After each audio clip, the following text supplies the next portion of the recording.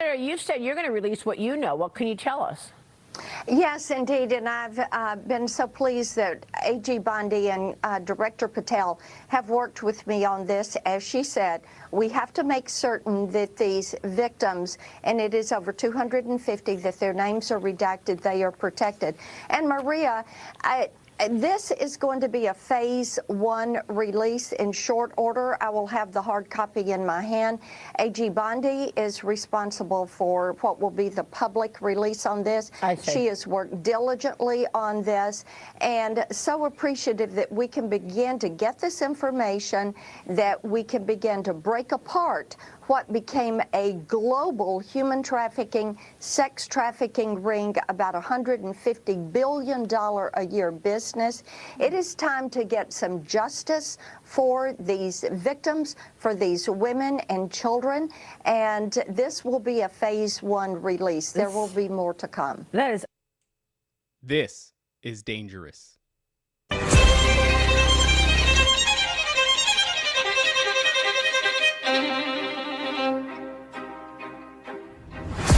I'm not condemning these people. I'm not saying that they're bad people. I'm saying that they're dumb, okay? You haven't figured out that you're being lied to by this machine yet. You're a fucking idiot, and I can't help you anymore. Aliens, dollar collapse, demolishing of the deep state. Just because they've given you, as a conspiracy theorist, everything you've wanted, don't go on a victory tour just yet. And strengthen your relationship with God.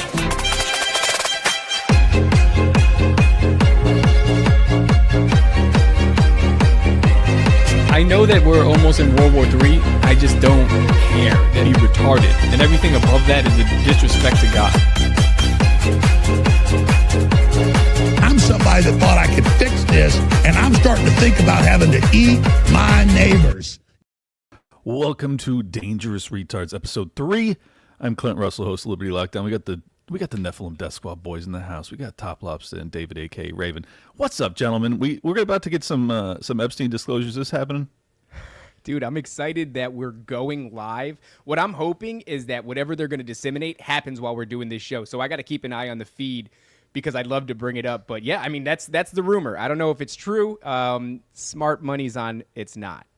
Yeah. I'm going to just make stuff up as we go. Like I've been doing, I made up the headline before we change the headline.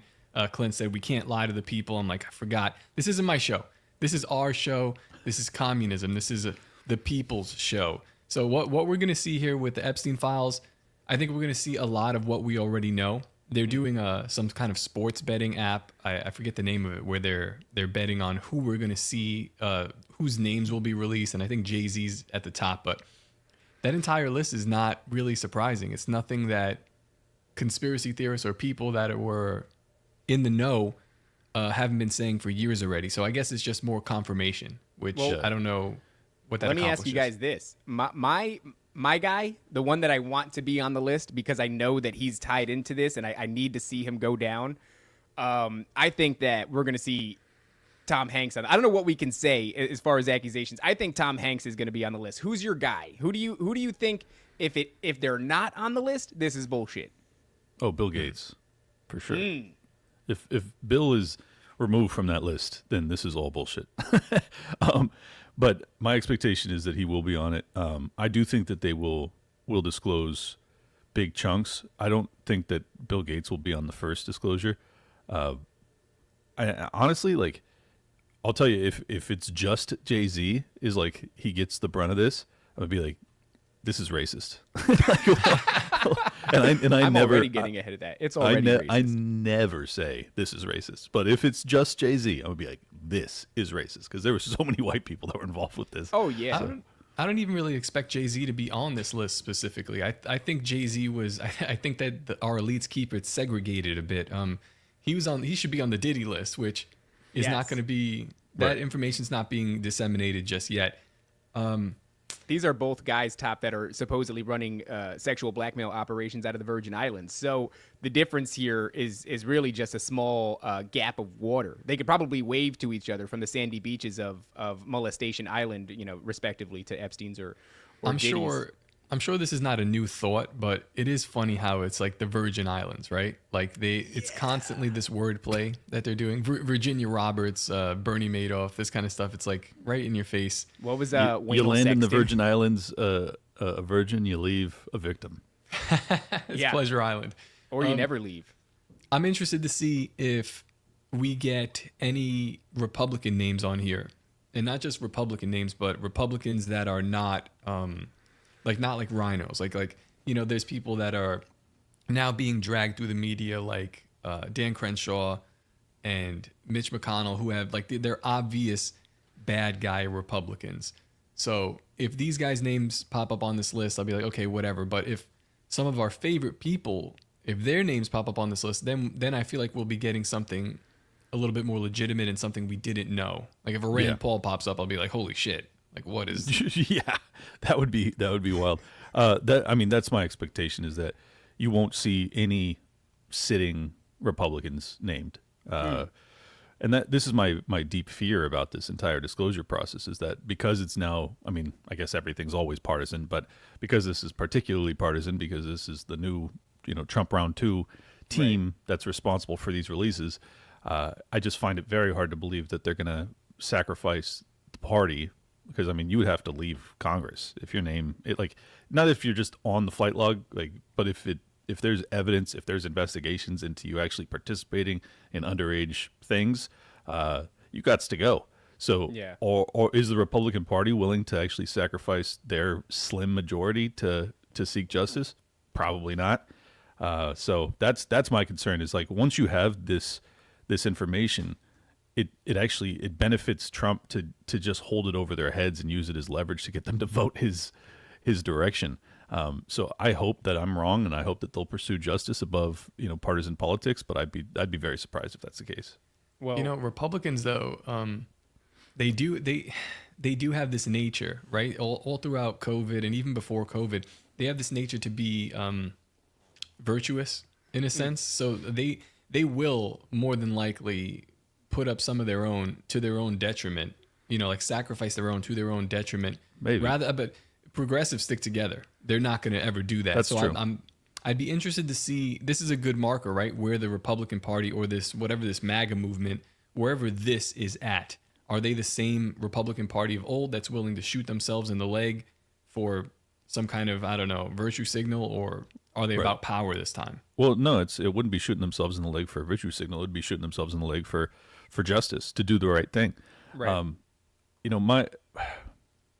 It's unfortunate, but I disagree with you. I don't think that they're going to do that, and I don't think that they are above partisan angling and doing cover-ups to benefit their own political ends. But I will say this: this is a once-in-a-lifetime opportunity for the GOP to reclaim the moral high ground in perpetuity. Like, if they, especially after this was buried for so long, if they disclose all of it, if they sink some of their own people, and they sink a whole bunch of the Democrats, and they sink a whole bunch of corporate America, and they just say, look, we're bringing justice back to this country. You don't get to traffic children to the wealthy and powerful elite and get away with it. We're putting all of you away forever. Like, that will reinstill so much faith in the system, the DOJ, the FBI, all of these institutions. And if they don't do that, well, then don't expect me to trust any of you motherfuckers ever again. And that's the reality. So that's the path that they have to choose. Now, let me be very clear. I don't think that's going to happen today, regardless of what the actual end goal of this disclosure process is.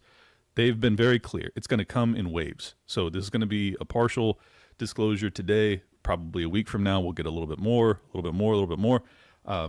Now, allegedly, that's because they're working on prosecutions. If that's the case, cool. I'm on board with delaying it as long as you're working on prosecutions.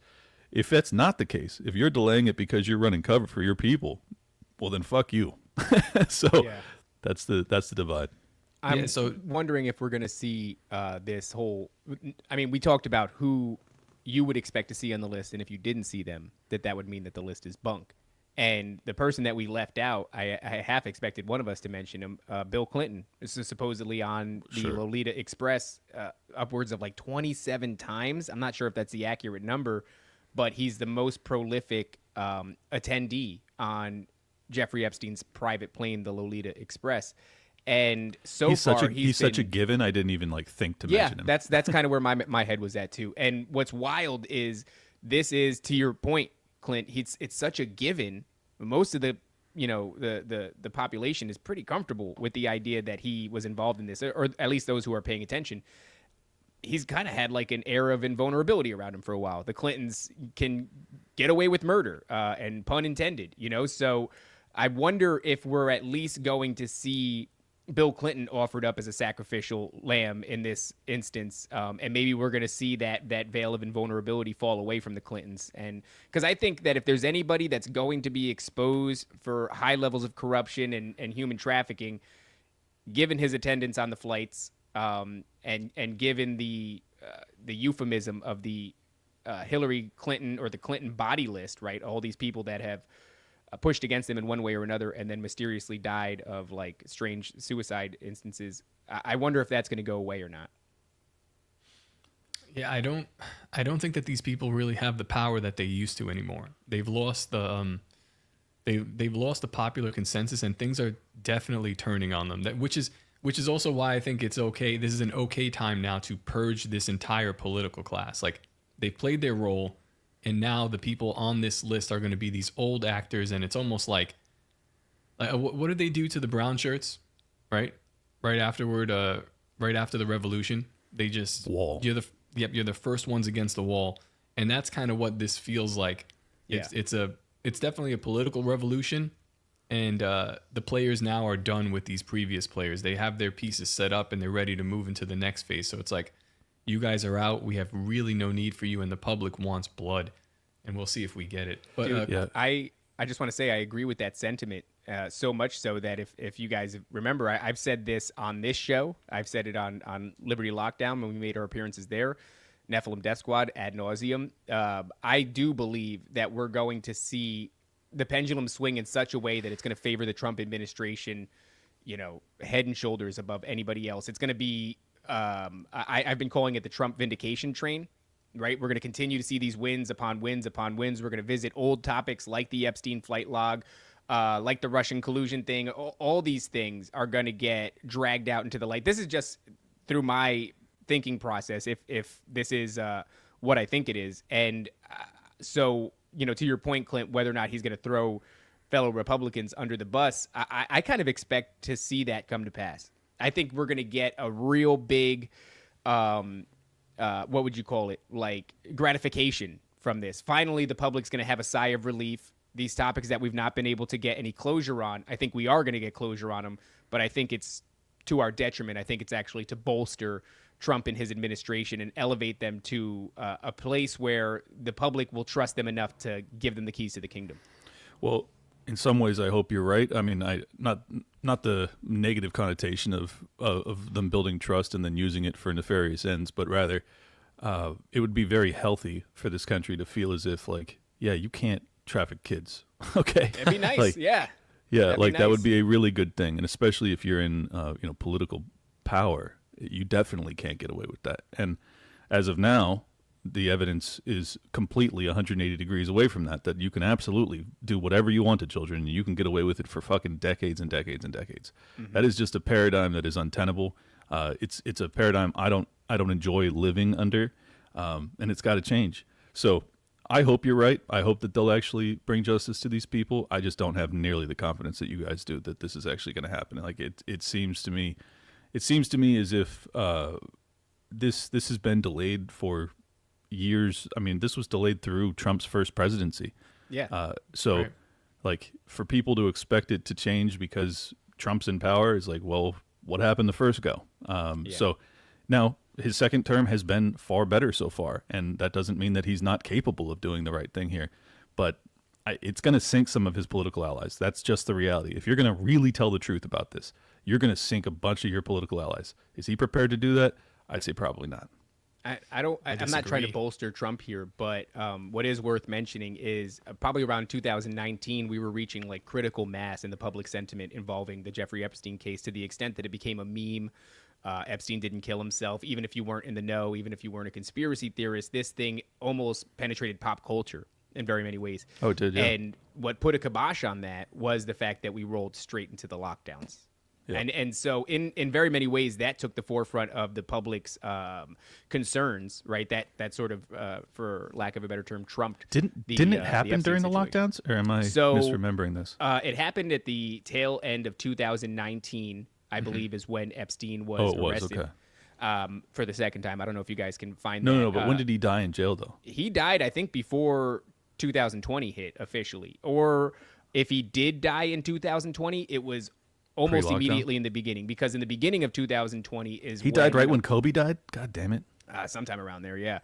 He died on August 10th, 2019.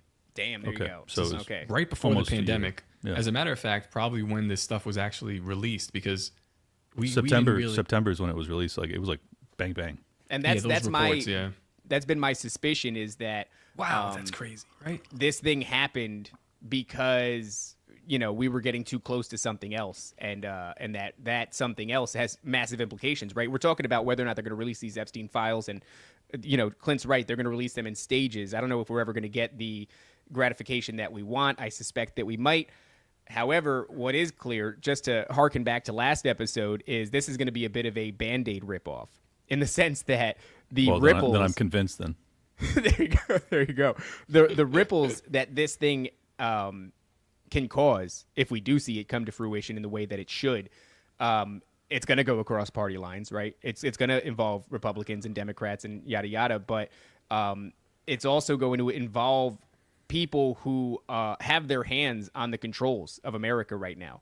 And what's going to happen? What sort of turmoil or chaos are we going to go through when all of a sudden the people that are running things are too busy trying to avoid calls for, I don't know, beheadings, something crazy like that? I mean, in my opinion, and I know that's a fantastic thing to say. It's sensational in very many ways, but what ramifications await a person who is involved in something like this? Well, if you believe in hell, the deepest, hottest, worst parts of it, Yeah. like there is no justice that is equal to the injustice that you wrought upon a child. Like, It's that. insane. Yeah. So whatever. Like, I'm a very like peaceful and forgiving person, but like when it comes to that, just whatever is done to you, I don't have a problem with it. I think Here's a question for you, for That's- both of you guys, actually. What would the libertarians say to that idea of the government getting involved with like, let's say, firing squad executions? Well, we don't support the death penalty by the government. That doesn't mean that I don't support self-defense and I don't support a father defending their child. So like, you have the capacity to bring, justice, just to put it safely. If you were to catch the person in the act, you could absolutely do whatever you want to them, as far as I'm concerned. But in terms of entrusting the government, I still don't trust the government, so I don't believe in the death penalty, because I don't want to see innocent people put to death.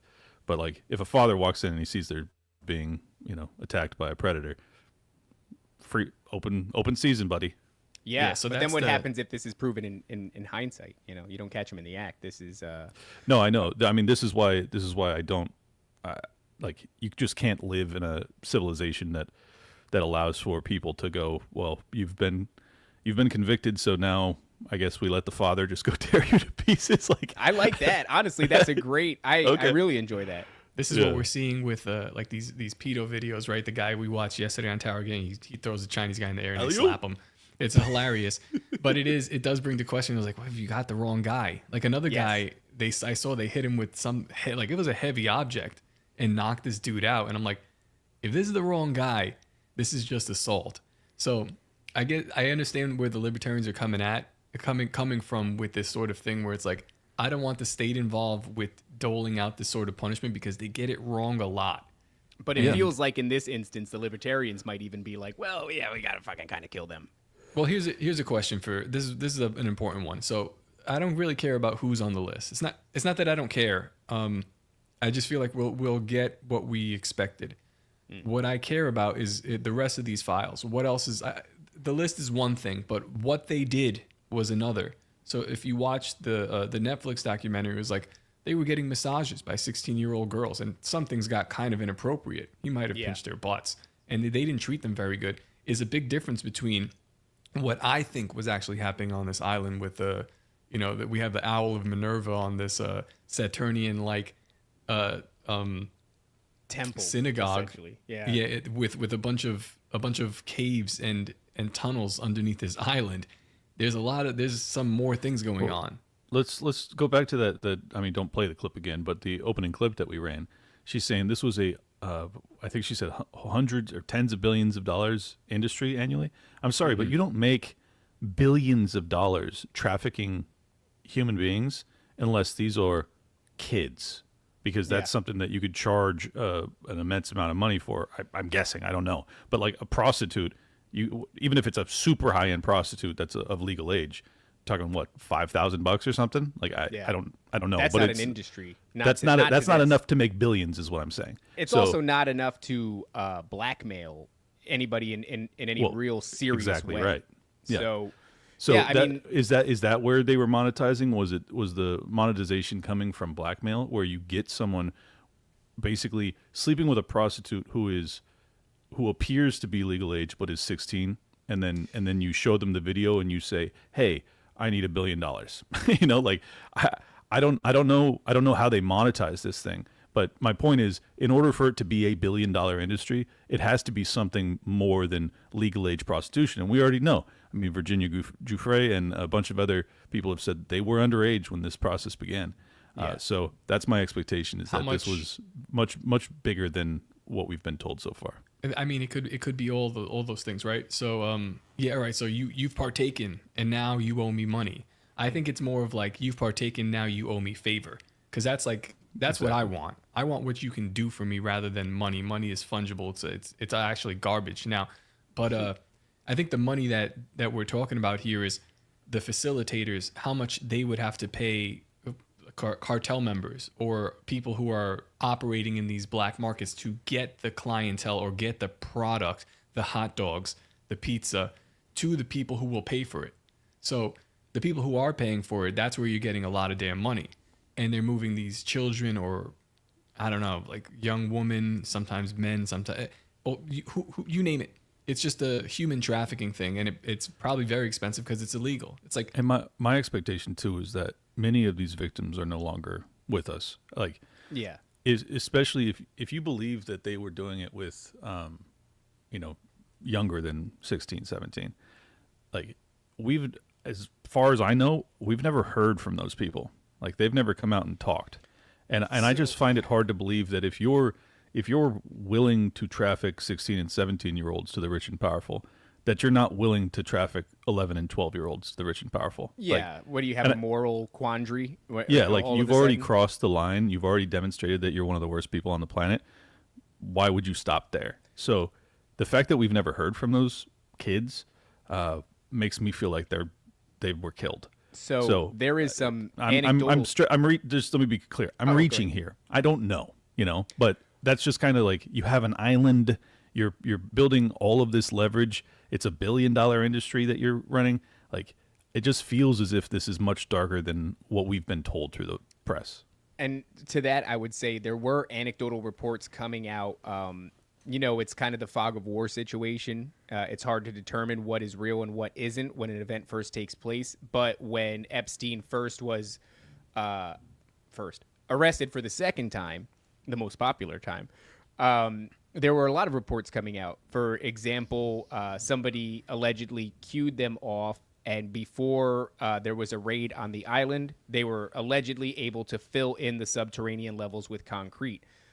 So somebody tipped him off and gave them enough time to do that, if you believe that. Also, another one that's if you believe is that when they were investigating the island, they found allegedly a substantial amount of children's bones in one particular location on the island on the coast that looked like they had washed up. Yeah, I remember hearing that. When you hear a bunch of stuff, right, there was a video that came out, or a picture from an aerial POV of somebody talking to looked like a landscaper. I don't say that because they were Mexican. I think it was just because the gear they had on looked like a landscaper for the employee on the island. And who was talking to them, it looked like Jeffrey Epstein. And so there was a lot of, when it comes to that fog of war shit going on. Wasn't there there was another drone video that kind of peeked inside of a window there, and there was just like a bunch of beds laid a out. mattress. There's always a Yeah. mattress, right? Well, there was a video that came out allegedly from Epstein's Island. No way to verify, but certainly the video was real in my estimation. That was just the impression that I got from it. I can't say where it was from, but what you saw, the scene was sort of a bathhouse. The room looked proportionate, looked like it could very well have been in that, part of that structure. Even the decor and the overall atmosphere, it was kind of that of like Greek temples, maybe is kind of the vibe they were going with. And there were children that, as far as I can tell, I'm talking like 7, 8, 9-year-olds, and they're walking around in togas and they are serving men. And this is the only footage you got. There wasn't anything really harrowing, but the implications of that are like, even if that wasn't Epstein's Island, who the hell is waiting or getting waited on by children that are scantily clad in Greek-style robes that are bringing them food and drink as they're in some sort of a ceremony? Never heard of or seen that video. If it's real, obviously that's very, very troubling. But that's kind of my expectation is like, so if Epstein is just trafficking like people that look almost like adults but aren't, just to get compromise, like I just don't think that you kill that guy in jail. Like I don't think you go to that length. Like I think you go to that length if you are dealing with like young child trafficking. Yeah. And that's my expectation. I'm not saying anything factually. This is just like how I read the tea leaves. It just seems like it has to be darker than what we've been told. And as of now, what we've been told is like everybody was 16, 17 and up. Yeah. I think that Netflix documentary was damage control, to Top's point, because one of the things besides the 16, 17-year-olds that they dropped was the idea that kind of loosely it seemed they were alluding to Ghislaine Maxwell was not the willing participant that we take her for. In fact, Jeffrey Epstein was this mastermind that compelled her one way or another. Are you guys aware of this picture here that I'm showing you? Yeah. Yes, I am. What's his name? The newscaster. This is the family house of Anderson Cooper, and then on the right is that's like Podesta. Artwork. Yeah, Podesta's artwork. Podesta's artwork. And those aren't 16, 17-year-olds. Those are kids. Correct. No, there's no reason to even be number one drawing this, number two buying it. Yeah. So there is something there is some weird stuff going on. I wonder if we're gonna actually find out and see that stuff. That's what's important. What you just touched on there, Tony Podesta's artwork that's all over his house, is I would say if you're watching this show and you're not familiar with that, just search it up on X and you will see a man who is quite wealthy, quite the prolific collector of art, and all of the art is of the same nature. It is always children being abused. And I don't know what functioning adult man, makes all his decor that of children being abused, but it certainly doesn't bode well. Well, yeah, the type of dude that participates in Epstein Island, if it's as depraved as I tend to believe it is, I'll tell you the other way we know if these disclosures are going to be real. You will see a rash of self harm from within the QAnon narrative. That's called Suicide Weekend, I think. Oh, and well, if you're just going to say it, then we'll just say it. Suicide. That's right. Is that a word we can't say? I'm sorry. We're supposed to not. But anyways, that's what I was hinting at, obviously. And, I'm not, just to be clear, I'm not saying this about Gene Hackman, who died last night with his wife and his dog with the very unusual circumstances. Actually, if one of you wants to run that clip, I shared it in the group chat. It's the breaking news story about Gene Hackman being found dead last night. It's like, just to be clear, not saying Gene is one of these people. It is the circumstances of his death are odd, but my expectation is that if these disclosures are going to be far-reaching, then you'll see a ton of people killing themselves. A ton. Yeah. I remember last week, I think Tim Pool shared, it was like a line graph statistic of Google searches, and some of them were criminal defense lawyer, RICO law, statute of limitations. One of them was suicide, like how to do it. I was like, amazing, these people are this useless. Well, but at the end of the day, they're all members of the government and fucking kind of inept. So can I get a Mexican to do this for me? He's like, that would be murder. It's a little different. We have to keep the border open just to assist me with suicide. That's our version of assisted You got suicide. to open up the Canadian border. Get a little bit of that assisted suicide. I need med. Yeah, I mean, like I said, it's part of the QAnon narrative, and just to give some clarity on that, it's like I look at the QAnon narrative as being compelling, but I do think it's a psychological operation that is lying in a fundamental way, but is using truths that seem to be, unraveling around us as we speak, to lead the conspiracy community in one way or another. So there's a lot of veracity, I think, in my opinion, to a lot of the not predictions that the community makes, but a lot of the coded language that Q disseminates. And all of this is basically painting a picture of Donald Trump being this savior figure. Savior of what? Trafficked children is the crux of it. And yeah, so within that, there is this, I guess I won't say it again, but this self-deletion weekend that we should expect to see. Here's a potential example. We don't know. Harris, the Associated Press now looking at the sheriff's search warrant and saying that according to the sheriff, Hackman was found dead on Wednesday. As I mentioned, Hackman was in a mudroom. His wife, Betsy, was found dead in the bathroom next to a space heater. The AP also reporting there was an open prescription bottle and pills scattered, as they put it, on the countertop near Betsy Arakawa. So we're getting developing information. So there you go. I'm actually unfamiliar. Who's odd. Gene Hackman? Gene Hackman is from Hoosiers. He's an actor. Okay. Well, I mean, Hoosiers is like one of probably the best sports movie ever made. It was that like 1980s, the 50s or 90s. the 60s? No, 80s or 90s. But he played the head coach to the Indiana Hoosiers, and it's just a fantastic movie. But he was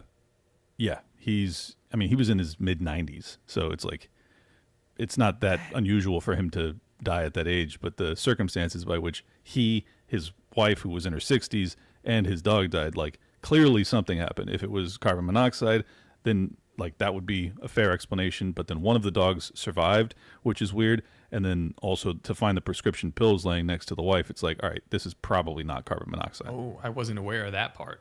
Well, that's what they said in the clip. Yeah, that's a big part right there. Oh man, we could be seeing like I said, there's an old guard that's moving out, and they're not going to be moving out in a pretty way, man. This new guard is upset with what they've done and how they've been treated, and yeah, I think we're going to see a lot of this over the next couple of maybe couple of weeks, months, days, even. Yeah, well, it look, would be months for sure. I don't know Hackman, but I can see here, shout out to Crispy, says French Connection. He was in Get Shorty. Guy says, I don't think I've seen a Hackman film I didn't enjoy. Yeah, he was in great movies. He was in every movie back in the 80s. And I may not know him, but that sounds a lot like, as soon as the you prime see candidate. him, you'll know him. Yeah, there's no the way you haven't seen him in Replacements. movies. The Birdcage. So, I mean, look, this guy fits the bill, because who is supposed to have partaken in this, horrifying, venture of trafficking children? It's the elites, right? So we speculated if Jay-Z is going to be on there or whoever. These are what I will say about the clientele that seems to be surrounding this situation. They were the top of the food chain when it comes to influence. So the highest level of politician, the highest level of Hollywood elite is who's partaking in this. And the music industry, too. And the music industry. So now today's news is Donald Trump Americanizes the Tate brothers, or I guess he allows them safe passage into the United States, because this is the new media. This is this is who they're presenting us now as our new role model. So movie stars and musicians are out. Political influencers, social media influencers are in. And Donald Trump seems to have, I don't understand to what level he's even aware of the Tate brothers, maybe through Barron Trump or something like that. Yeah. Alina Habba, who's, I forget what her position is in the Trump camp, but she's done interviews with the Tate brothers. She speaks very highly of them. So it's clear that she advocated on their behalf. I'm not sure, exactly why. So it sounds like you were going somewhere with that, so keep going. No, I was just making the point that this is happening. We're moving from one era to the next, and these are the people that are being prescribed as the people we should be listening to and enjoying and getting our news from. And I enjoy Andrew Tate. I don't really have anything bad to say about him besides some of the criticisms about, you know, his Where position. young men. Yeah, where he's leading young men, but I do enjoy him a lot more than a Gene Hackman or like, you know, this whoever I was supposed to be listening to before. To me, it does go. It tracks though, right? I mean, didn't the White House offer podcasters and influencers media press or a press pass recently? Yeah. And I know Dude, can you imagine if fucking Andrew and Tristan Tate are sitting in the White House press it briefing? would be back to the quote that I threw out last time, or shirt on, paraphrase last time. eating chicken. The most entertaining outcome is the likeliest outcome. So yeah, I mean, we're probably going to see a point in time where Donald Trump is giving press conferences and the Tate brothers, one of them is in a full three-piece suit, the other one is shirtless in tiny shorts, and they're just asking obtuse questions. I mean, I'm here for that future. I enjoy that future. It's entertaining. I do. I like the different like flossing attack that the Tate brothers bring. Like Tristan is always dressed to the nines, and Andrew's always, you know, 3/4 naked, Barely dressed at all. Yeah. Yeah, it's like such a good balance. Anyways, I do want to talk about this DeSantis thing. So for those that don't understand or don't know the backstory on this, the Tate brothers ran a webcam business, and you know they were accused of human trafficking, despite the fact that I think it was 40 of their 45 alleged victims came out in their defense. So it was like 40 of the girls were like, they treated us great. This was all, you know, totally copacetic. But then some of the girls came out and said, no, this wasn't. The charges have been pending. They spent approximately a year in jail in Romania, but they were never actually convicted of anything. So as far as I'm concerned, if you can't convict after a year of putting someone in jail, you got to let them go. This is crazy. Like, what are you doing? So despite the fact that they really couldn't convict them, they still were on house arrest. They weren't allowed to leave Romania. So the Trump administration, probably under the guidance of Alina Habba and whoever else, said, use our State Department pressure, which the Biden administration could have done at any time, but obviously they didn't want to allow the Tate brothers to travel, to get them the fuck out of there. So they did, and now they're coming back to America, and the reports as of late last night or earlier this morning was that they were coming to Florida. So Governor DeSantis comes out today during a press conference, and he says, the Tate brothers are not welcome in Florida. And I'm like, wait. These are American citizens. Nope, you're telling me that they're not welcome? Agree. I agree. Are you sure with they're DeSantis. American citizens? Yes. No, they're not American citizens. Where are they at all. from? What state? I don't know, but they're fucking Americans. Well, the way that I see it is you have to do that. You have to keep the Tate brothers out of Florida because the future of Florida depends on it. You have these two guys. I think if you put them in an optimum place like Florida, it's tropical, the weather's beautiful. They can do too much damage here. The Tate brothers, if they really wanted to, could take over Florida. I don't fucking want that. You need to send them to Idaho or someplace in the Northeast or the Northwest, rather, a flyover state where they can't do any damage, where the winter comes and it slows down their hustle. Because if you put them in a place that's beautiful and they can operate year round and they're in a hub of all these other content creators, next thing you know, fucking, we're gonna be the first experiment where instead of having an elected governor, we're going to have influencers that are running a state, and Florida's gonna become a petri dish, an experimentation for that model. I don't want it. So yeah, I'd say keep them out. I'm with DeSantis. I don't want to have to compete with the Tate brothers. Okay. I think half of that's in jest, but I'm not really sure with you ever. I think that unless you are convicted of something, I mean, even if you are convicted of something, like you can't tell the Tate brothers that they're not allowed to be in Florida. Like you're the governor Not with of that Florida. fucking attitude. Well, I'm just saying like if so what if the governor of New York, if Kathy Hochul just came out and she said Donald Trump's not welcome in New York? She did say that. Yeah. Well, fuck Okay, New York. but New York's a terrible place. I'm basing this off of Florida being a virtual paradise, right? No, it That's why is. there's so many Jews here. All right. Well, if you're going to bring up the Jews, then I'm going to bring up this because I am of the opinion that the reason that DeSantis is coming out and railing against the Tate brothers has nothing to do with the allegations about the trafficking and all this stuff.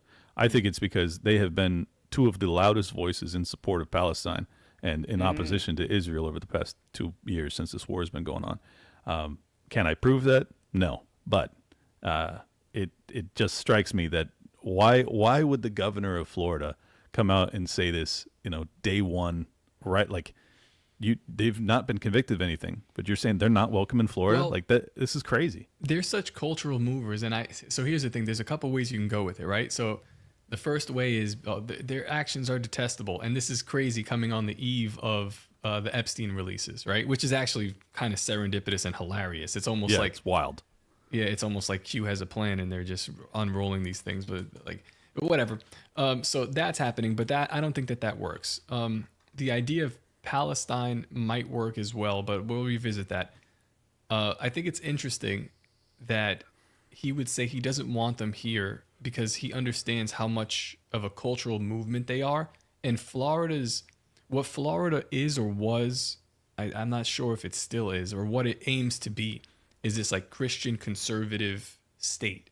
And where I'm from in Central Florida here, if you talk to the locals, and there's still some of them living here where they have family for like generations and their name is on their farms and shit like that, or sometimes they're often displaced.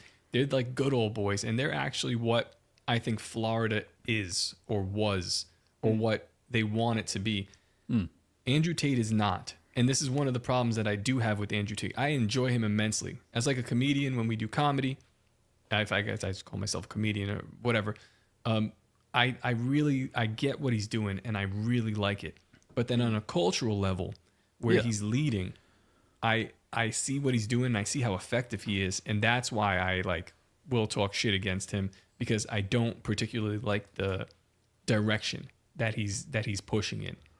No, I can appreciate that. I don't appreciate the Tate brothers' cultural advice per se. I'm just saying these men haven't been convicted of anything. You're the governor of Florida. Just so you know, I looked it up. Andrew was born in Washington, D.C. in 1986. Tristan was born in Chicago in 1988. These are fucking absolutely Americans. You cannot say that they're not welcome in your fucking state.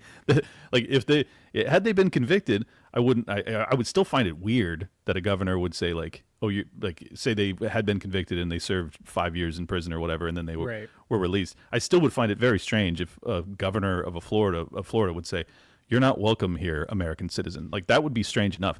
If you're not convicted, well, then you absolutely can't say that an American citizen isn't welcome in your state. This is fucking madness. So here's this is like the duality of my brain. I absolutely understand why he would say this. Listen, if it's a Palestine thing, that's one thing. If it's but I'm trying not to look at the Jew stuff all the time this way. Well, I mean, we're only left to speculate, so. Yeah, so let's speculate on the cultural aspect. If he's trying to build a certain type of Florida. Okay, but hold on. Let me. I know the point that you're making. I'm saying this: if you want to fucking try and get rid of the cultural framework that the Tates might prescribe, well, then you have to deport half of fucking Miami, because half of Miami is living exactly like the Tate brothers. Yeah, but they're not doing shirtless, fucking what? But they're not doing it with a larger platform than I am as the governor of Florida, and probably like one of the most influential governors in the United States for the last 50 years. Like DeSantis was that guy. Like, don't forget, during COVID, he was that dude. He was that dude enough to get away walking around with those pointy white boots.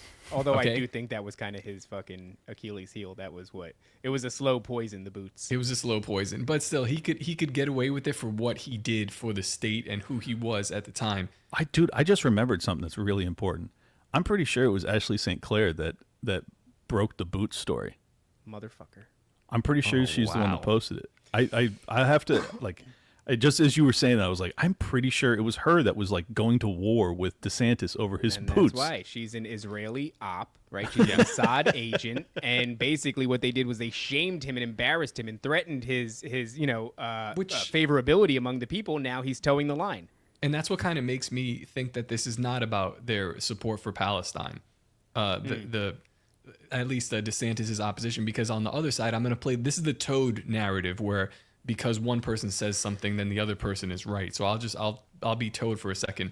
You have Laura Loomer and apparently Ashley St. Clair. A lot of these people were very anti-DeSantis, but they are taking the stance that DeSantis is horrible for saying that they're not welcome in Florida, where So it's bizarre, right? So if the Tates hold this pro-Palestine ideology, wouldn't they be more offended by that rather than the fact that DeSantis is saying they can't come here? And I do fully support him saying that because he can't do it. Number one, he can't do it. You can't make them not come here, but you can voice your opinion and say this is not the place for you. I'm totally fine with that. Here, He's just declaring what the values are.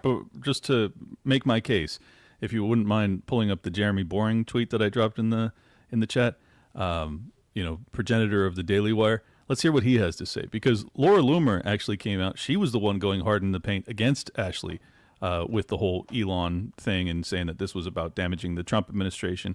This is what Jeremy Boring has to say about it. He says, the way conservatives and conservative organizations respond to Andrew Tate arriving on U.S. soil will tell you everything you need to know about them. Any organization or host who embraces him is engaged in far worse than simple grift, though it is that.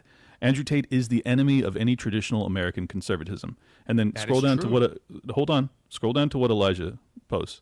Jeremy from the Quartering. He says, is this conservative? And then click it.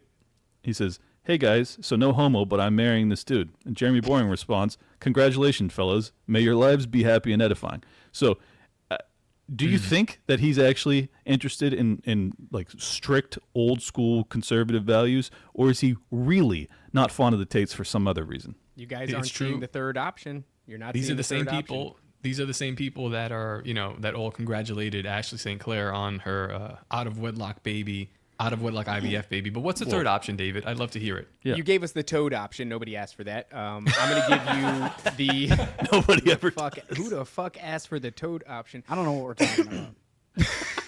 So I'm going to give you the conspiratorial POV, and that would be they're manufacturing a Streisand effect. The same thing that I suspect about Trump, which is where you wrongly persecute him in the public eye. Anybody with eyes to see who's a critical thinker will see that this man is being fucked with and his entire administration is being subverted in one way or another with paper-thin allegations that given enough time will fall apart. You're only popularizing the message of the Tate brothers if you take a hard stance against them. I anticipate that this stance will fall away and be meaningless in enough time, but what it will do is give them street cred, for lack of a better term, and it'll embolden their base. They have a base. Out of Florida. Yeah, and so I look at this through the lens of there's a high probability that this is some form of theater one way or another. And I know that the implications of that are huge because how many people are part of this, theater, this machine that's going. But I just think that is an angle that's worth exploring here. Even if it's not true that that's the intention, what is likely true is that'll be the outcome. Well, I just don't think you need to Streisand effect the Tate brothers into the limelight. Like, these dudes are in the limelight. They have tremendous charisma and rabid audience that wants to hear what they have to say. I just don't think you have to do this. And honestly, I think that it's a mistake. Like, if you want to relegate them into obscurity, like, the best thing you could do is try and downplay this. Be like, yes, despite, like, if I was DeSantis, if I want a virtue signal, I get up there and I say, look, despite the fact that I don't like some of the things that the Tate brothers have to say, they're American citizens and they weren't convicted of anything and they were held without trial for, over a year. And I think that that's totally unjust. And, as someone who believes in the Bill of Rights and due process, hey, DeSantis, the guy who wanted to be the president of the fucking United States, they're still obviously welcome wherever in America. This is America. These are Americans. This is absurd. Like, that's the fucking actual right answer. The fact that he doesn't give that answer tells you that there's an incentive structure that is something different. My personal opinion is that he's got a tremendous amount of donors that are Israeli. Well, he's had a real fall from grace since the lockdowns, because that was what championed him, was how well Florida handled the lockdowns in comparison to other states. And what did he do? He upheld the fucking Bill of Rights and our ability to be free when no other governor was willing, or very few other governors were willing. Now what is this? This is totally counter to who he was in 2020. There's a shift here, and it's meaningful. That's all I'm saying. Yes. Well, again, so it's like I look forward to the Tate brothers coming to Florida. I mean, if they decide to still come here after he said that, I think that when we do have our in-person studio, we'll eventually get to the point where they will be in studio with us, and I'll be able to look Andrew Tate in the eye and say, I think you're a faggot, but I really enjoy you. Yeah. But I also enjoy the fact that DeSantis does say this stuff. Like, again, whether he's told to or not, it's not really the point for me. And I know people are calling me stupid in the chat. It's fine. I want the Tate brothers to actually be in Florida. I think it's a hilarious thing. I think it's a very entertaining option. But I like telling people that you are not welcome here. I'd like to tell most of my family that moved to Florida, you're not welcome here. Now I understand why you like what DeSantis is doing. You want this to be an exclusionary state. I get it. I like the rhetoric for what it is. Like Donald Trump's first term, he didn't do any of the things he's doing now. He's making me a little nervous with because he's just fucking moving and shaking right now. But I liked when he said these things. Like, get out of here. We're gonna build a wall, and you don't have to build a wall. But the people stop coming in. They stop trying to come in because of your rhetoric, and that's the most important thing in my opinion. So I see what he's doing here, and I like that. But I also want to say maybe we could just let's take a departure from this global, or at least the American stage and the Andrew Tates of the world.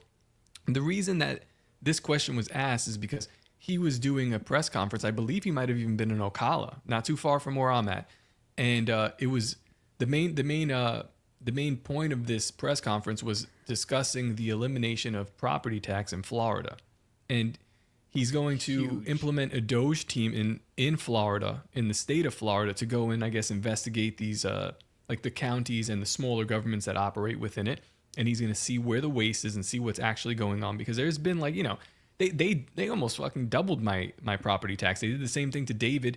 It's getting out of control. And this is extremely American, extremely constitutional. That's why I have a hard time putting DeSantis in this box when he's saying, "Hey, did you buy property? Do you own it?"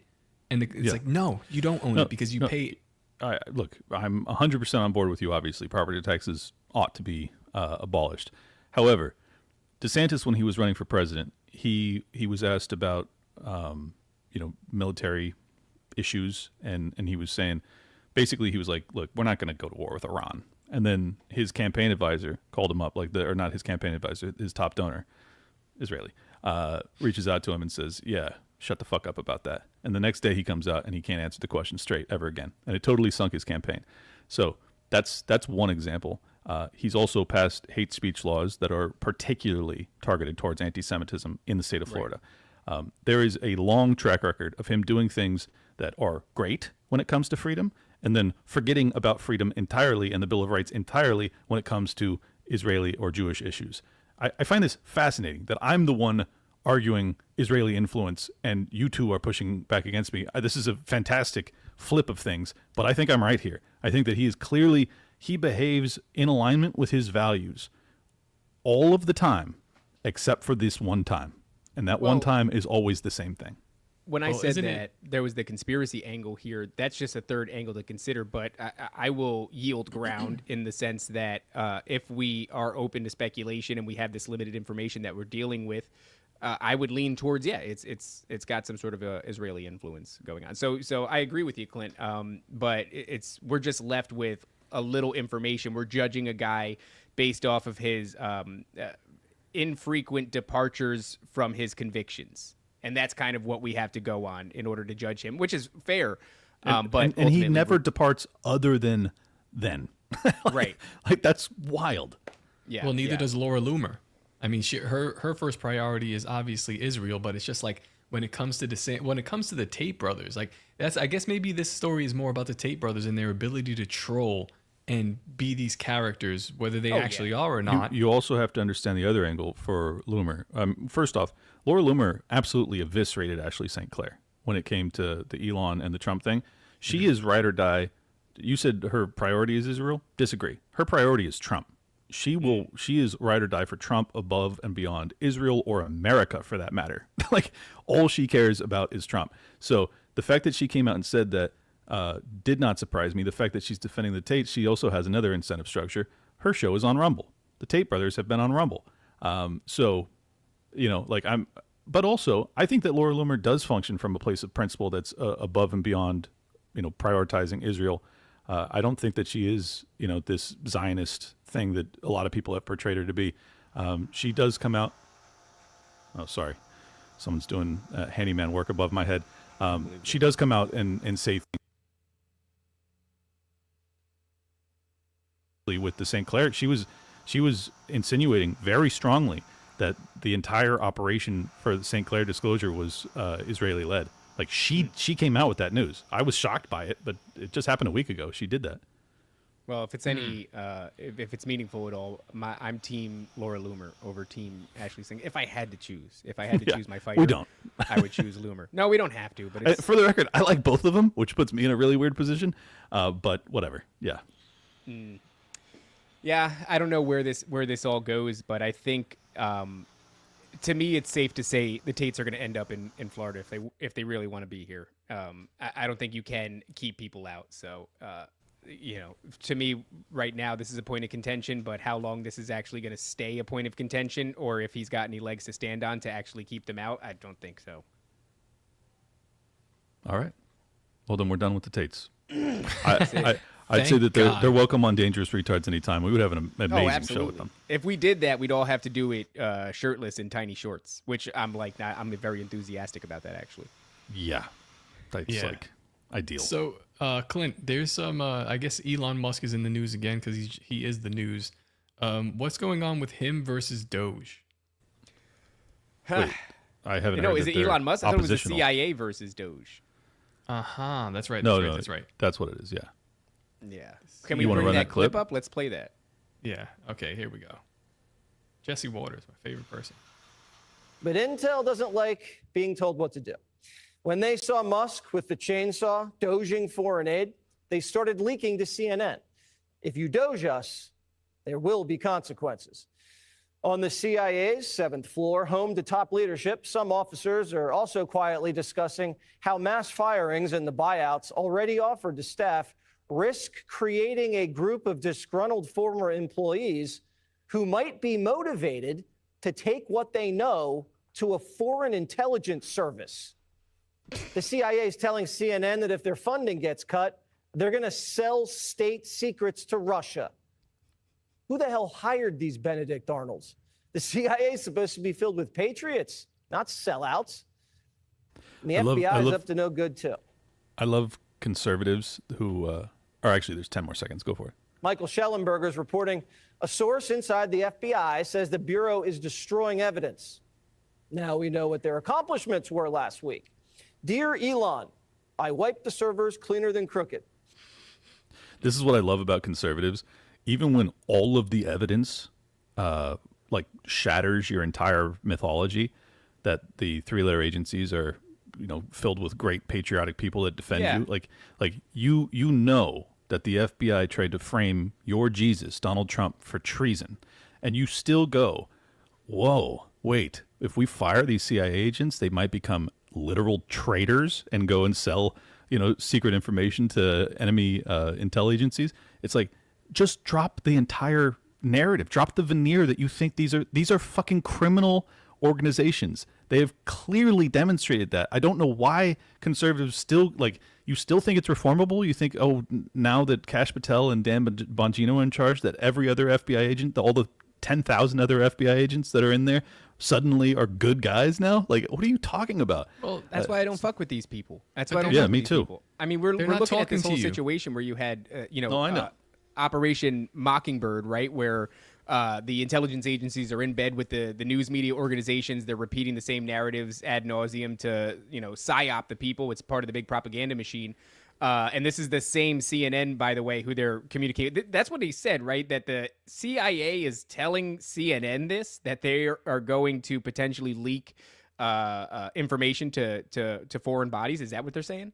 I mean, it was an unnamed source, so we don't know who was talking. Well, I mean, these are all the same. So CNN is in bed with these intelligence agencies. If you remember, we started the show talking about the Epstein thing. If you remember, back in 2020, I believe, there was a great big revelation that CNN, the owner of it, had squashed the story or quashed the story. I don't know which one's the fucking right terminology. That one of the reporters from CNN was working on to break open the Epstein case. This was back in 2016. All these people that could have been saved had we been talking about Epstein in this island ahead of time. And given the relationship, that was ABC News. Was it ABC? I think it was CNN. I'm pretty sure it was. ABC. No, it wasn't CNN. Oh, all right. Well, either way, ABC newscaster. She was fucking years ago, and they axed it. Yeah. So I mean, What's clear to me is it doesn't matter if it's CNN, ABC, MSNBC. These legacy media institutions are in bed with these intelligence operations. That's why you get an Operation Mockingbird. And so, it's been an unholy union this entire time. So yeah, to your point, Clint, to stand here and that's your take is like, what happened? These people are supposed to be American heroes. Like that fucking narrative went to bed, probably decades ago. We've been dealing with the knowledge that they're insanely corrupt for a long time. So yeah, it's just a matter of too little, too late, right? It seems like more agitation propaganda to me. Like he's playing to this boomer crowd who I guess is still alive, and what I really can't understand, Clint, is why you're not aiming your show in this direction and what you do, because clearly I tell the truth, Top. I know, but you don't make any money. Where's the money? Where's the money? There's no money in truth. This is what apparently this is what they want to hear. The money comes here. Here's the issue that you and I have. You have high time preference. I have low time preference. I believe that was racist. He's behaving in a racist fashion, or in alignment with what a racist might say about a Puerto Rican. Anyways, what I'm saying is I will build my audience based off of my track record of being consistently honest with them for years and years and years. You can go short term. You can be the Matt Wallaces of the world and come out and just put clickbait, garbage, conspiracy nonsense, and have people and get up to 1 million fucking followers on X. I could grow my X a lot faster if I was just a lying piece of shit. I'm not interested in that. I'm interested in growing slowly and having a real like Ron Paulian legacy of, not to put myself in that camp, but like that's the whole reason Ron Paul's special, right? He was right and he told the truth for fucking decades and decades. Did he see much, fame and glory until he was in his 60s, 70s, 80s, 90s? Like, no, he didn't. But I'm not interested in the short term. Embarrassing. That's fair. It just seems like that's where the it seems like that's where the audience is at, Clint, and it seems like this is why we're not going to be able to grow as quickly as we should. But that's fine. Well, look, no, this is why we're the perfect trio. Is that you guys get to lie and I get to tell the truth, and I still get to grow based off of your lies. So this is perfect. It's perfect balance. It's weird to be sitting in this time now where we are. And for the record, despite the fact that I've been telling the truth consistently, I still have grown faster than you, Top. So fuck you, huh? How about that? How about that, TOPLOBSTA? I just started. Okay, I guess we're in the part of the show where we're going to talk about our personal shit. I just started trying. You brought it up. I literally just started trying and just started lying to the people. And I wasn't even trying before. I wasn't even trying. I was watching you try for 5 years, Clint. You got to 200,000. So now I started trying just like maybe a year ago, and I'm a quarter of the way there. So we will see. We will see. My metrics are outpacing yours by the looks of it. The question, though, all right, we start this show. This is the third episode of this show, and I'm not saying that we should deviate from this method, but we open up typically with a clip. I mean, the first time it was a black lady threatened to stab a guy if he didn't eat her pussy or something like that, and that's maybe not part of a theme that we've got going on. The theme that we now have going on is we open up with Fox News or whatever, and obviously it's relevant to the conversation, but that word, right, relevant, it's like, why the fuck are we still even looking at these people? These people who have missed the mark to the detriment of the entire country. It doesn't matter if it's Fox News and it's Republican or if it's CNN and it's just Democrat. This legacy media model that we all recognize as dying. Anybody that runs in our circles, if you have a conversation with them, it's like, yeah, the legacy media is dying. And to our point before, where now they're handing out press passes to content creators. Even the administration realizes that, and we're all so it's like it's kind of insane to even scoff at a bad take, right? The bad take being, I thought these people were American heroes. It's like, what the fuck? All the money and all the studio decor and all the expensive equipment, it all fucking means nothing. These people have lied to us. They've missed the mark. And even if they haven't lied to us, they've lied by omission. This is my point, though. This is why I don't take the path that Top is offering me. The whole reason that those people are in that fancy studio is because they professionally lie to you. Yeah. They pretend as if they're telling you the truth, this unspeakable truth, because he's willing to tell the story that ABC News isn't able to tell, but he's still not able to tell the story that I'm able to tell. And I'm able to actually tell the truth when I don't have a producer saying, hey, kill this story. We can't talk about this now. So that's the whole reason that Rogan's is as big as he is too. So the entire paradigm of lying to people to grow is just wrong and inverted. But let me play you this clip because this is what we were talking about, and I was correct that it was ABC News. Here you go. I've had the story for 3 years. I've had this interview with Virginia Roberts. Oh shit! Did you share I it? know what it was. My misremembering was that Disney owns CNN and ABC, and that's the parent company. Gotcha. So that's how they're connected. She had pictures. She had everything. She was in hiding for 12 years. We convinced her to come out. I tried for 3 years to get it on, to no avail, and now it's all coming out, and it's like these new revelations. There you go. Yep. So Hey, by the way, what the fuck? I mean, I know Project Veritas fell apart. For the time that Project Veritas was operating, there was some of the most amazing revelations. That methodology of like sending a hot chick to catfish some moron who works at CNN to disseminate secrets about this or that, or some employee over at Pfizer. That was really a heyday. I know they had a falling out, James O'Keefe and you know the other creative people at Project Veritas. Not a falling out. I mean, it seems like they kind of fucked him over.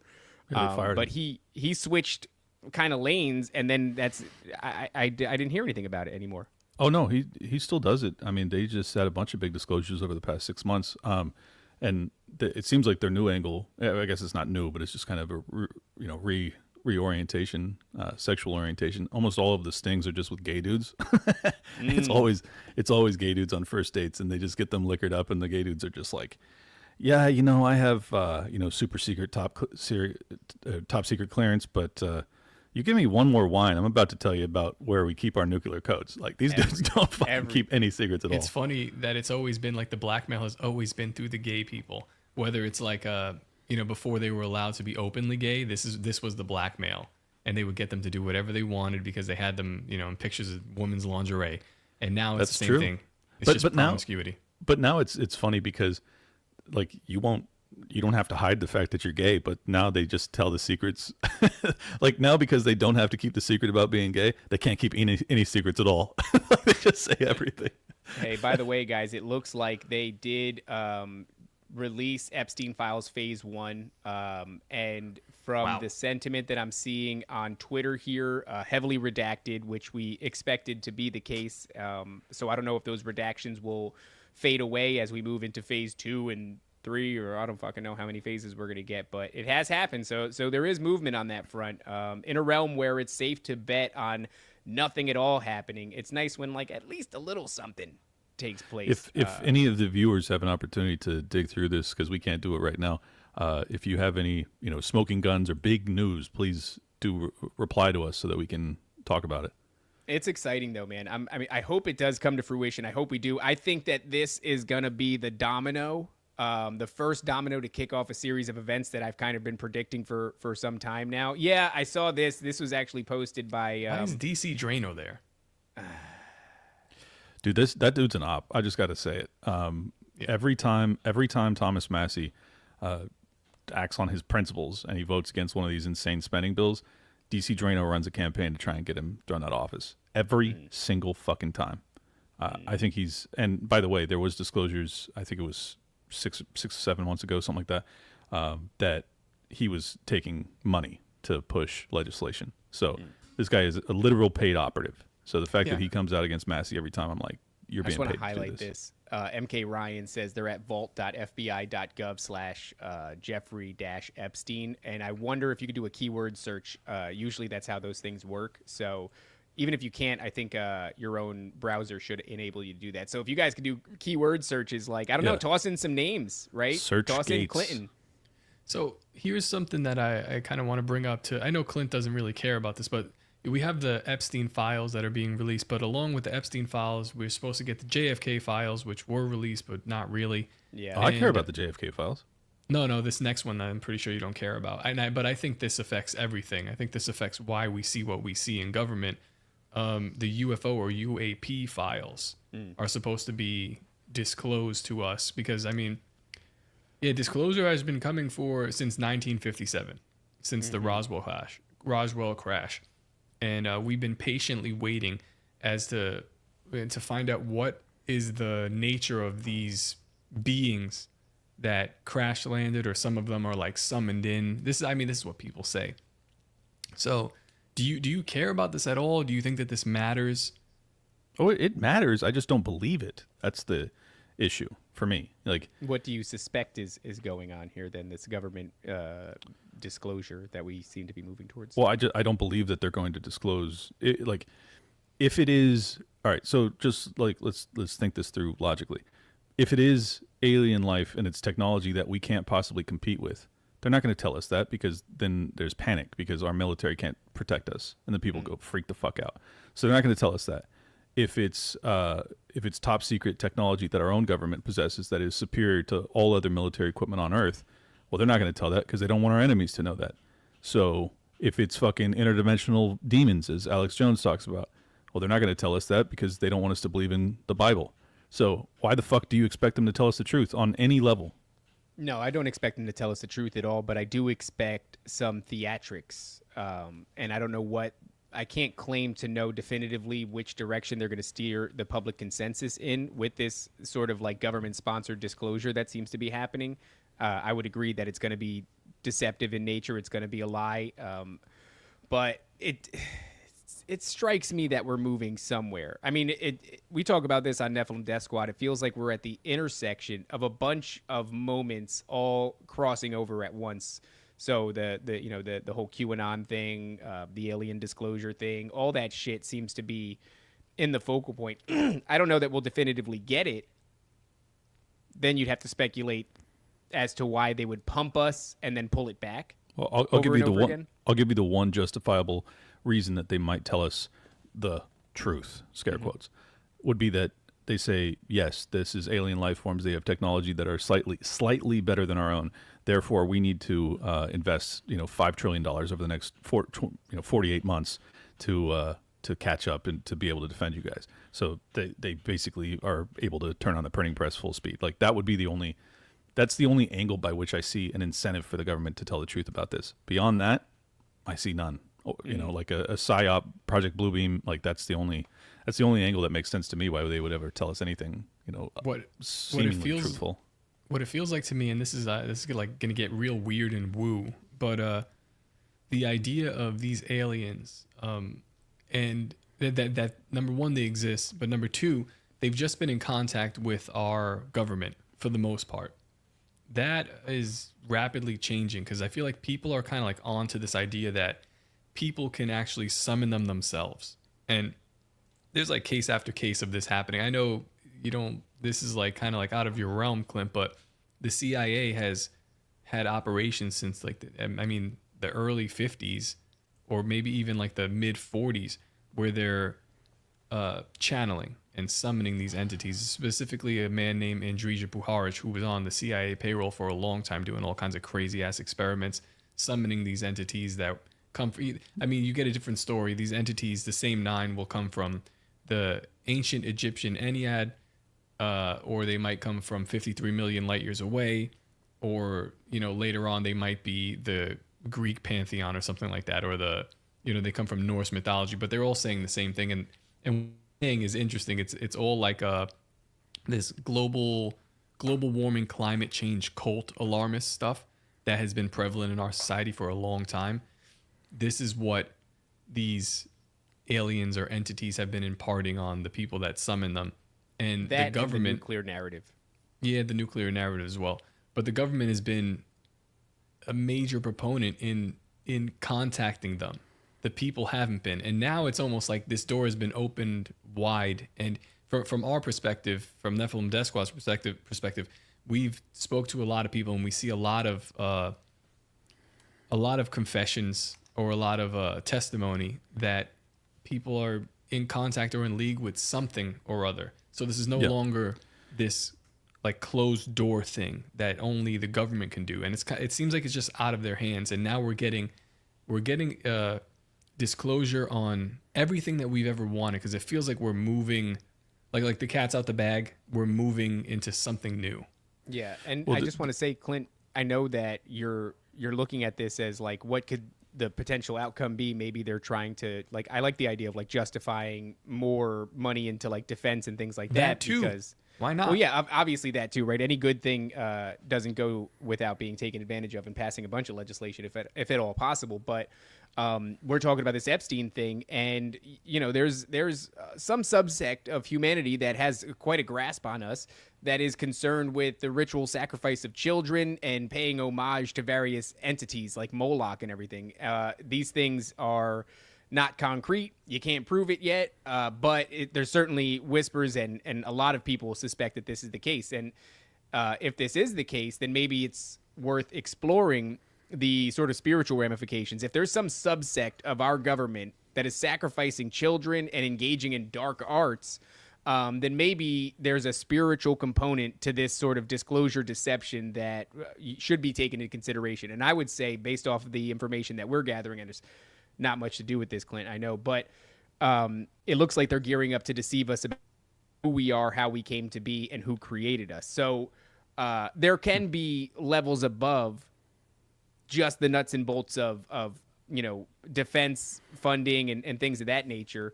And I don't think that that's a far cry given the strangeness that the elites seem to be partaking in. Well, it's all possible. I'm not saying that I know anything definitively. I'm just thinking from government incentive structures and what disclosures they would make to their benefit. Let me also go back to, because as you can tell, I approach every issue through kind of a logical, rational, cui bono lens. When you talk about how the sightings of UFOs have been something that's persisted throughout human existence, I think that there's a very, probably unpopular amongst your audience, but I think a very plausible kind of atheistic explanation that before the advent of air travel, a civilization that had no concept of a capacity to fly, seeing a meteor would come across as like, oh, that's a visitor from another land or outer space or whatever. So I think that that's a totally reasonable read for a civilization that didn't understand air travel to see something flying through the air and creating their own kind of mythology around it. And it's totally logical to me that you would have that same phenomenon happening amongst different civilizations and through different epochs of time. So that to me doesn't come across as evidence that these UFOs have been with us forever. It could be very easily explained by celestial bodies and movements and things of that nature. Just a quick example. I went out to the desert, I don't know, 4 or 5 years ago, and very rarely do I get to be in an area where there is no city lights. And I'm laying with a friend of mine. We were just partying out in the desert, and we're just laying there looking at the sky. And this was before I really understood how many Starlink satellites there were in outer space. Which desert? It was in California. It was California. You're in Joshua I don't Tree? remember. It wasn't Joshua Tree. It was east of there. But regardless, we're staring into outer space, and the fucking, or I don't even know if you guys believe in outer space. Anyways, what I think is outer space. The waters above, right? The firmament separates the waters above from the waters below. So please, the waters above. I'm an idiot, but I was staring into the waters above, right? And and there's these lights, and it looks like stars, right? But then I realized that these stars are moving very rapidly, and they're in a perfect line. Yeah. And I had no idea what I was looking at. So I'm thinking, I'm kind of freaking out. I'm like, what the fuck am I looking? Am I seeing a UFO? That was my initial reaction. And then I got home and I researched it a little bit. Well, I thought about it while I was there, and I kind of came to a more, benign explanation. Then I researched it, and I was like, oh, these are Starlink satellites. And you can fucking see these things, and there's tons of them. And if you're in a place, don't take my word for this. Go to a desert where there's no fucking city lights and look up into space in the middle of the night. If there's no clouds, you will see satellites all around us moving around. It's fucking nutty, but it's happening. And my point is, just because I didn't understand it, I came to a conclusion that was wrong. So that's what I'm saying. I saw Starlink 2 outside of my house one night, and I didn't know what the hell I was looking at. And I was so pissed off because I looked up and I saw it, and I'm watching it for a while, and I realized I got to get somebody. So I run in the house to get my wife. She's not around. She's in the back, and I see my niece, and I'm like, get out here. And she doesn't fucking care at all about this stuff. And I drag her outside, and I had missed it, unfortunately. But yeah, seeing Starlink is fucking jarring. Sure, there's a whole other world when we're looking up there, and it's a huge mystery. So we don't know exactly what we're looking at. But what I can tell you is this: All right, we'll go back to the idea of the Egyptian Ennead. There are these 9 deities, and they represent the sun, the earth, the moon, the stars, shit like this, like what you've seen all the time. In Greek mythology, there are the 9 muses, and they loosely represent the same thing. This is a different time period, a different part of the earth. In Chinese mythology, there are the 9 dragons. They represent the same thing. The Navagra, this is Hindu mythology. Again, there are 9 of these entities that represent, it's like the sun, the moon, Mars, Mercury, but it's really their characteristics are representing the same thing. Mesoamerican mythology, the nine lords of night. You can go on and on. Norse mythology, just keep on going down. Whatever mythology in whatever time period and whatever culture, and they all reference having contact with these entities. Fast forward to 1950 with this guy Andrija Puharic. He's working with some I think it's like some Hindu guy. Oh, wait, can I just say you skipped one time frame? Aleister Crowley, right? Would have been before that, before that, communicating with the Council of Nine. So go on. Yeah, again, this is like esoteric shit, but it gets into government because this is like completely government funded. In the 1950s, he's with this guy Puharic is with this dude, Dr. Vinod. He's an Indian mystic, and they are channeling whatever. Just so happen to channel the 9. They're using Ouija boards. They're using other techniques, sex ritual techniques, things like this. You know, just the typical way you would channel is what they do. And they channel the 9. They don't do it once. They do it for 20 years. 20 years. Over 20 years. From the 1950s till like 1974 or something like that. They get a Jewish guy named Uri Geller who's he's like one of those dudes that bends the spoons with telekinesis. Yep. Apparently he has these strong psychic powers. They get him to channel the 9. This guy's channeling UFOs. A lot of people say that what he was doing was like, you know, magic tricks and bullshit. A lot of people say that, no, this is legit. But what I can tell you is, or what I can ask you is, why is the constant these entities that represent the same things, why do they come and tell humanity the same exact message? Why are they here today? And why are we why are we exactly carrying out what they want to our own detriment? This environmentalism. You're going to have to educate me. I don't know what they want. I don't know what you said. This guy does it for 20 years. It sounds like that was a much more scientific endeavor as opposed to some sort of like, you know, mystic, ancient mythology explanation. What did his investigations discover? What did he say about it? So they always want the same thing. They basically are warning us about basically our impending doom, technologically advancing to a point where we could destroy our own planet, whether it's through some sort of climate catalysm or you know. Well, I agree with that. And then also that we have to avoid that, and then they're going to help us ascend and take our place amongst some sort of fucking galactic federation. It's always the same thing. Some lady's in contact with him right now. She's going viral on Twitter. On TikTok. She's been taking notes for the past, I think it's been almost 15 years. Her and her husband have been using a Ouija board, talking to something that identifies itself as 7. And it's got the same message. Number 7 has the same message. Well, we're going to destroy ourselves in mutually assured nuclear destruction. Also, climate change is a big deal. And we just need to work with humanity to get over this so that we can help you guys ascend. And then you end up looking into it, and there's a book out there called The Council of Nine or The Council of Saturn. And it's written by 7, an anonymous source that claims to be one of the 9. But it's just uncanny for generations. What are the 9?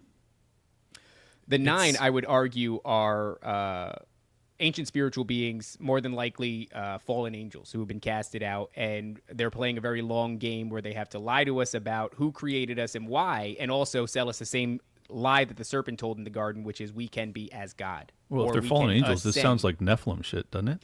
It is. Well, here's the weird part. The weird part, how this all kind of ties back, which is why we're so onto this, and I feel like most people should be looking at this as well. That guy Puharic, he had a CIA-funded operation called Operation Stargate. Where does that ring a bell? Mm-hmm. And the entire point of this operation is to summon entities or aliens. It looked on its face, it looked a lot like they were looking at UFOs, but mainly what they were doing was these channeling practices. And this actually ties in really well to what I talked about during Tiger Gang last night. Like the telepathy tapes.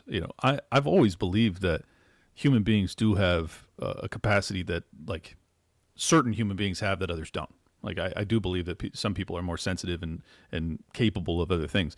Anyways, just a quick backstory, because the telepathy tapes are this incredibly viral podcast series that came out, I think it was late last year, and I'm just getting into it now, so I haven't really concluded, but I do know enough at this point that the framework is this. There's this investigative series. They travel around the world to these families that have these non-communicative autist children, like severely autistic to the point that they've never been able to speak. As a consequence of never being able to speak, in my estimation, they've developed an additional skill set that people that can speak don't develop. And it only works with certain, family members. Like they have to know them intimately. For instance, this one child has this capacity to correctly, and I shit you not, this is all fucking like documented on video. It's fucking crazy. They create a random number generator, and they just have random numbers come up. The mom looks at it. The child who can't speak has a little type pad, and it types out the right number, and it does it 20 times out of 20 times exactly right. And this is from 100 to 999. The odds of getting, 20 times right out of that option set is fucking impossible. So unless it was a scam, it looks to be real. Then they do this other thing with these multicolored popsicle sticks, and they like start to, like, even though they're not looking, they know where the mother is putting them. It's fucking crazy. And then they do another test, and then they do another test, and it's just like they get it right, and it's like 90 to 100% accuracy rate. Then they have her father sit in, can't do it at all. So the mother, for some reason, there's like a direct conduit between the child and the mother. There's zero conduit between the father and the child. I just think it's very interesting. So what I'm trying to get at is, like, despite the fact that I don't go down the same, what I describe as the woo-woo path that you guys sometimes do, it's not to say that I don't believe there are stories of, human capacity and other weird things that we do not understand. And for the record, I have always believed, unless this is a simulation, there are other civilizations. Like, that's the only explanation, in my opinion, that, like, if we're in a simulation, then it's totally plausible that, like, yes, this is the only, planet with life. If this is just a natural creation of the Big Bang, as the atheists would have you believe, well, then obviously there are other planets that have life. It may not be, advanced to our level, but there's definitely life elsewhere. So if there are other planets, given that the universe is infinite, well, then there has to be civilizations that are comparable or potentially far exceeding in our capacity. To us, that would be perceived perhaps as, angels or whatever, especially before we had any understanding of technology. So I'm not saying that it's impossible that we've been visited for the longest time and that there are, quote unquote spiritual beings, or actually spiritual beings. Maybe, I don't know. But I think it's all very interesting. I just wish I understood it more factually, because oftentimes it just gets caught up in religiosity, that it kind of loses its interest in, like, proving the case as opposed to just, like, asserting it. And I just want proof. That's why I'm so interested in the disclosure, because I feel like we're going to get a lot of these answers with disclosure. So that I hope you're right, man. That'd be great. The telekinesis thing that you're talking about is right along the lines of, Project MK Ultra, or even the idea of, like, Stranger Things and what Puharich was doing. This dude was like a world scout. He was going to, like, all over the place, wherever there's a supernatural thing going on. So he found that dude, Uri Geller, in Israel. He found another guy, Dr. Arrigo, in Brazil, and he'd go and investigate and come in and report his findings. In Uri's case, he actually took this dude back with him to the States. And then they, it seemed like Uri was like an unwilling participant in his experiments going forward. But there is certainly something happening here. And with these UFO files, if we're going to actually get disclosure, I feel like that is going to be a big part of it. Like the same thing with the Epstein file. We're like, well, who's on the list? Who cares? What did they do? And with the UFO files, like, oh, well, are there spaceships? Like, for sure there's spaceships. I seen one. But what do they do? What is going on here? What are the implications of this? Right. Is going to be way more fascinating for us as human beings and where we go. I tend to pull away from the conventional explanation as well, and that conventional explanation has become conventional by way of the propaganda machine. So most of our ideas about these aliens, ETs, whatever, and this idea of saving us, intervening, stopping mutually assured destruction, introducing new technologies, you will see this element driven home over and over again in none other than Hollywood. And it's like, I don't know since when we're believing narrations that come from Hollywood. That seems to be a mistake, in my opinion, especially since we're willing to accept the idea that much of Hollywood has been producing films that are designed to propagandize you with an ideology of sorts. And we're very comfortable going, Hollywood will propagandize you to believe in gender ideology or, some sort of a political bent, some sort of democratic left-leaning ideology is what's been served up lately. But what happens when what happens when the democratic left-leaning ideology is directly in line with this alien religion or whatever you'd like to call it? This is the part that gives me pause. Like this, I think Republicans have often called this like a death cult, the global warming death cult, because everything that they propose and they suggest, it comes at the behest of human beings, and it's like the policies are just completely destructive. At the detriment of human beings. Yeah. Yeah. Every single that's time. my thing, though. But this is what these guys are telling us. They are a death cult. I'm confident of that. Where are they hearing it from, though, Clint? They're hearing it from fucking outer space, these spaceships. This is like that kind of disclosure. It could really open up a door to why. A bit of a leap for me. I know it's a bit of a leap, but like, just take a look at the CIA documents, man. They're going to tell you what their findings were when they were channeling these entities. Look at anyone who's had an abduction experience. They come back, and these aliens, if they didn't put anything in their ass, the aliens were forewarning them about some hippy-dippy peace movement, and we have to watch out for the environment, and the technology's out of control. Things like this. It's the same message. Yeah. Interesting. It's a progressive message. Yeah. Look, I'm open to it. I just would like, if it's a grand claim, it requires grand evidence, and yes. I would just like to understand it better. I'm not sure how to read it. I will say I'm totally convinced that the climate alarmist folks are gay. Well, they're definitely gay, but also unintentionally a death cult. Like I don't think that they intend to. I do think that it comes from a place of altruism, right? But their perception of altruism, but the end result is that they believe that humanity is killing itself, and therefore we have to decrease the population to save it. And it's like, so what's the difference between that argument and genocide? Like we don't want to kill the Palestinians, but we have to because we have to survive. By the way, like that's the same rationale. I'm going to call it scientism, offers us a bolstering effect to that solution. And that bolstering effect is like, hey, we're kind of a fucking plague on the planet anyway. Human beings aren't special. We came out of primordial goo, and we're really kind of fucking this place up. In fact, you could kind of look at us as a cancer. And so that really helps. So go ahead and abort your babies. Exactly. Why don't we look? We're almost at the hour 40 mark. Let's get these super chats out of the way, and let's get the fuck out of here. Right. We got a $2 super chat from the Nether Knight. He says, I bet we'll never see former Republicans on it. He's referring to the Epstein client list, like Dick Cheney and George W. Bush. That would actually be interesting. That'd be fun. I don't think Bush is on there. I just wouldn't put his name up there as somebody that would be on this list. What do you think? I don't think Bush is involved. I've never heard about it. Isn't that what Triple E calls him, the George Bush death cult? I'd say he took money, but I just don't. I don't know. I mean, but listen, if he is. I don't really care. Wouldn't be surprised at all. But I don't know that they're the golden calves that need protecting. I would see them as being likely offered up. If we find a scenario where everybody else is getting tossed in the fire, including Republicans, then I don't see any protections being offered to. Although the public sentiment geared towards Bush Jr. has changed in recent years. It's kind of, we find him an old, endearing, kind of a cheeky, sweet old man, which is weird because we totally forgot about everything that happened during his administration. But I recognize that there's been some of that lately, as George Bush is kind of a funny guy. So maybe they are trying to protect him, but I don't think so. I think he'd get offered up if he did.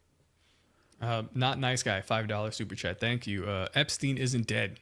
Worst blackmailer ever if he didn't have to have a kill switch. When a blackmailer dies, lives are ruined. No one's lives were ruined. The blackmail just passed to the government. That's a good point. Dude, banger, not nice guy. By the way, he's just on our last episode. That's a great point. a guy whose occupation is blackmail, not having a dead man switch, not having blackmail on the people who, there's certainly names they wouldn't have want him to release. And the threat of death rather, is not very compelling when it comes to whether or not you should, spill these secrets. If they're going to kill you, you're going to do it. So it's certainly a fair argument, but I think it's equally plausible that this guy was working directly for the federal government, and therefore they had guardrails on his data. So like I don't know what mechanisms they could actually create, but I like imagine that he is in fact working for CIA, MI6, Mossad. Do you think they don't have this guy fucking surveilled just as much as he's surveilling all of his blackmail victims? Like, so I'm just saying it wouldn't be as easy as people make it sound. Like if I'm right about what he was doing. JMS says earlobes. That's in reference to the last picture of him on the kind of mortuary table, and they're saying that his earlobes look different. And I know that you can allegedly, if you get a facelift, that you lose your earlobes. So shout out Bill Burr. Shut up, Bill Burr. Yeah. So is that the explanation? Could be, but I'm inclined to be very suspicious as to whether or not he's actually dead myself. We got a couple more super chats. $5 from YouTube. Sim Calpin. What's up, man? I can't even pronounce that name. Jessie Sobitar. Yeah, I know her or Sebitar, Okay. whatever her name is. Jessie Sobitar claims she saw Elon Musk as a child participating in a human sacrifice ritual during her days in the Mothers of Darkness. Any thoughts on that? I have heard that story myself. At the end of the day, it's just a story. It's unverifiable, much like the alleged housekeeper of Elon Musk, who was a nanny or a housekeeper when he was younger. There's a video that's going viral or has gone viral in the past few years where she is giving her testimony on camera. She's saying, I saw Elon Musk as a child do bizarre things that no child should be able to do. She hints at this idea of portals. I believe she even uses the word. Whatever she saw drives her to ask Elon Musk's mother, who's a bizarre character herself, is he the Antichrist? To which she rebuts, no, he's not the Antichrist, but he will bring about the mark of the beast. Now, very compelling, very sexy, very fun, but it's a fucking dead end. It leads absolutely nowhere. So I don't know. Thoughts? I like it, but that's about it. Yeah, one person's testimony should never be enough to prove a case, in my opinion. So, although it is interesting, we were talking yesterday on Nephilim Death Squad about Elon Musk and his last straw with Kanye West, when Kanye West posted the Raelian sign, the Raelian symbol, which is the Star of David with the Nazi swastika. In it, it's a really solid logo. It is from actually a graphic design standpoint. Like it has great symmetry, but that's what these symbols are. They're very symmetrical. It's like, two perfect triangles up and down, and then the swastika is like it represents this movement. Is it the North Star? Is that what it's supposed to be? The Big Dipper. The Big Dipper, right? And its procession through the equinoxes. So it's literally representative of time. Yeah. But really, what was interesting about that is that you have Elon Musk. He sees this symbol and he's not offended because of the nature of it, like with the Jews and the Nazis. It seems like he's offended because of the Raelian cult, which these dudes, if you can watch the Netflix documentary, but they're balls deep in like, it's a sex cult. It's alien worship stuff. Like they call them the Elohim and they worship them. They have sex with other people's wives. But what they're really doing there is some kind of cloning thing. They're running a cloning operation. And there's a lot of speculation as to whether they actually did clone a person, but they were deeply involved with this. And this goes to my argument with IVF. That's a whole thing. But I think that, Elon Musk is a shady dude. I don't like what he's doing, but I enjoy watching him do it. To that point, to Sim Calpin's point, or to answer the question a little bit better, there is no shortage of things that are more verifiable than Jesse's story. I have heard Jesse's story. And it's at the end of the day, it's just that. Not to say that it's not true or it's false, but it stands on its own as just a story. Nowhere else to go from there. Yep. All right. Dylan Farnham, I'm really tired of UFOs and Nigfoot. Me too. Can't stand them. Move out of the cities. Yeah. And Dylan Farnham again, $5. On page 473 of the released files, it says a Mossad agent codenamed Bottom Shrimp. Interpret that as you will. Yeah. Bottom Shrimp. Yeah. I may or may not have been there on the island, so I guess that's where I we're like at the with idea. these people. that if Top was an intelligence asset, it would be a Mossad intelligence asset and not a CIA. That would be quite the asset. twist. That would be quite that's why the most entertaining outcome is the likeliest outcome. They never see me coming. And another $5 from Eamon Rat. This is on the Dangerous Retards Rumble page. Guys, if you're watching us now, we have our own Rumble page. We have our own YouTube. Go there and check it out here. Dangerous RTRD'S. $5. I testify that CLINT is a queer. That's not nice. CLINT? Don't call him CLINT. That's gross. I don't like CLINT. Dude. Yeah, guys, we're also on Odyssey. Thanks I don't for know the money, who homo. the fuck is listening on Odyssey, but we're on Odyssey. So we're on Odyssey. We're on YouTube. We're on Apple Podcasts, Spotify, all those places, Rumble. So if you're not already subscribed, please go and subscribe, because after some time, we won't be streaming to all these places. We'll be streaming exclusively to Dangerous Retards outlets. Yes, that's right. And thank you for the support so far. This has been a fairly big show so far for like what it is. Like, we kind of just started this thing, and it does it outpaces Nephilim Death Squad by itself, probably because CLINT is here. So keep watching. But I thought that if I were to lie, then it would grow faster. CLINT, just shut up. Somebody has to lie. Just the look point pretty, is, okay? somebody has to lie. All right, there's 3 of us, so I'm not here to look pretty. lie. I'm here to look tired, but I'm doing a good job at that. You're doing a great job Thank you guys so much for tuning in to Dangerous Retards episode 3. Please do subscribe on your favorite podcatchers as well as YouTube, Rumble. Dangerous RTRD'S. So we can't obviously do the full name, and it's Real Talk, Real Dudes. You know, it has nothing to do with any slight towards the retards, because we love retards. We are retards. We are dangerous retards. You're dangerous retards. That's why you tune in every week, because you're dangerous retards. We want to be dangerous retards together. It's a dangerous, retarded place and time to exist, and we appreciate you. One more thing before we get out of here. Just came to my attention. You're gonna step on that? You fucking on disgusting. on Nephilim Death Squad on Rumble. We just broke 5,000 followers, which is great, and we are about to break 500,000 total views on Rumble, which is, I think, good for like a smaller platform. That's great, dude. I don't know if Rumble's half those views are fake, but whatever, baby. There's still a lot of them up there. So thank you guys for everything. our fake views. That's how Rumble works. I think I'm at 8,500 or something on Rumble. So most people don't watch me there. But if you guys could subscribe to Liberty Lockdown on Rumble, Liberty Lockdown YouTube, all audio podcatchers. But Dangerous RTRD'S, Nephilim Death Squad, Tower Gang if you want, and Liberty Lockdown. We're out of here. Peace. Peace out, guys.